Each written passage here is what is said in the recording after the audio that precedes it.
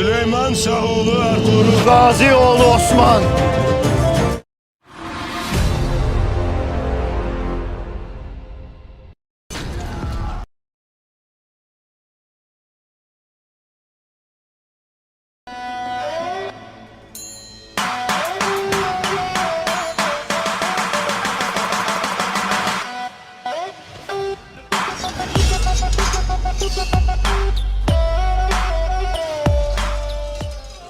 Ben Süleyman Şahoğlu Ertuğrul.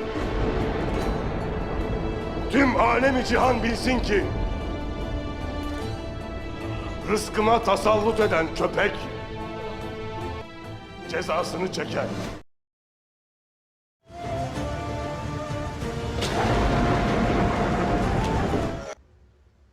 Ben Ertuğrul Gazioğlu Osman.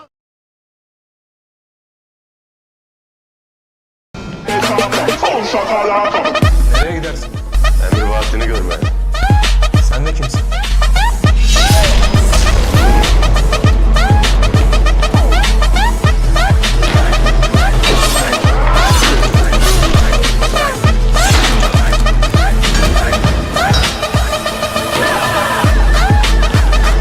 Süleyman Şahoğlu Ertuğrul.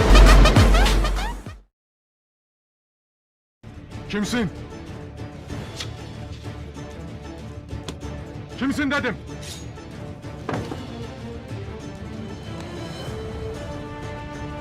Ertuğrul Gazioğlu Osman.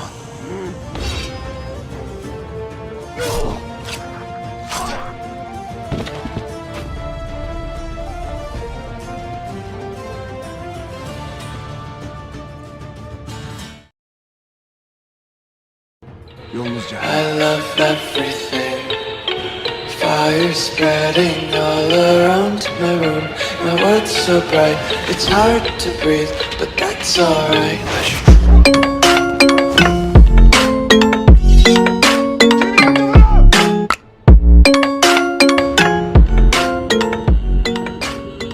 Süleyman Şahoğlu Ertuğrul.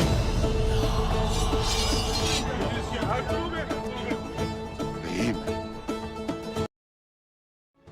O kutlu posttan kalk da hak eden otursun. Ben o posttan kalkınca oraya kim oturacaktır? Ha? Kim? Ben.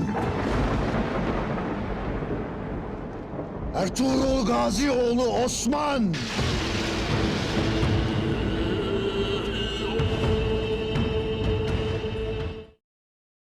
Tanrı seni cennetine kabul etsin. Bu zaferinle sadece benim değil, bütün imparatorluğumuzun minnetini kazandın. Sevgili dostum, ayağa kalk. Sana bir sarılayım Titan. Titan değil.